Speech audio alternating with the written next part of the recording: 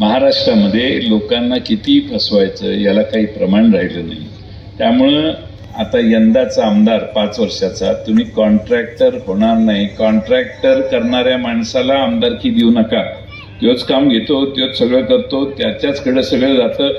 म्हणजे कामही त्याच्यासाठी घेतली जातात, मतदारसंघाच्या आणि गावाच्या हितासाठी नाहीत।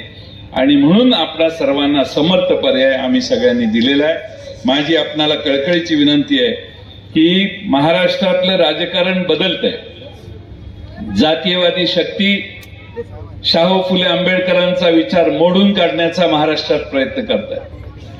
बहुजन समाजाचा विचार पुढे नेण्यासाठी शाहू फुले आंबेडकरांनी जे काम केलं त्या सगळ्या कामावर पाणी ओतण्याचं काम हे भारतीय जनता पक्ष आज नाही, स्वातंत्र्याच्या वेळेपासून आजपर्यंत करत आलेला आहे। आणि म्हणून तुम्हा सगळ्यांना ही लढाई ही इथली स्थानिक वाटत असेल, पण ही विचारांची लढाई आहे।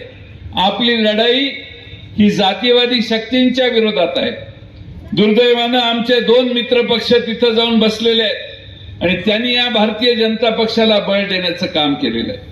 पवार साहेबांना फसवून, पवार साहेबांची गद्दारी करून जेवढे पवार साहेबांना सोडून गेलेले आहेत त्या सगळ्यांचा कार्यक्रम या निवडणुकीत 20 तारखेला होणार आहे।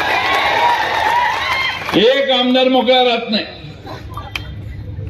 पुढच्या विधानसभेच्या निवडणुकीमध्ये पलीकडच्या बाजूला त्यांच्या मागे कुणी बसताना दिसेल असं मला वाटत नाही।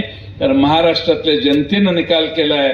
गद्दारी करणाऱ्यांना, फसवणूक करणाऱ्यांना, पैसे गोळा करणाऱ्यांना, दमदाटी करणाऱ्याला, जुलुमशाही करणाऱ्या सगळ्यांना गाडून टाकण्यासाठी महाविकास आघाडीच्या वतीनं राजीव खरे उभे आहेत। तसे महाराष्ट्रात 288 उमेदवार खडे आहेत। आपल्या सगळ्यांचा आशीर्वाद त्यांना मिळावा। शेवटची गोष्ट सांगतो, आम्ही पंचसूत्री जाहीर केलेली आहे। त्या पंचसूत्रीतलं एक सूत्र आहे, महालक्ष्मी योजना आम्ही सुरू करणार आहे आणि महाराष्ट्रातल्या गरीब घरातल्या महिलांना महिन्याला 3000 रुपये आम्ही देणार आहे।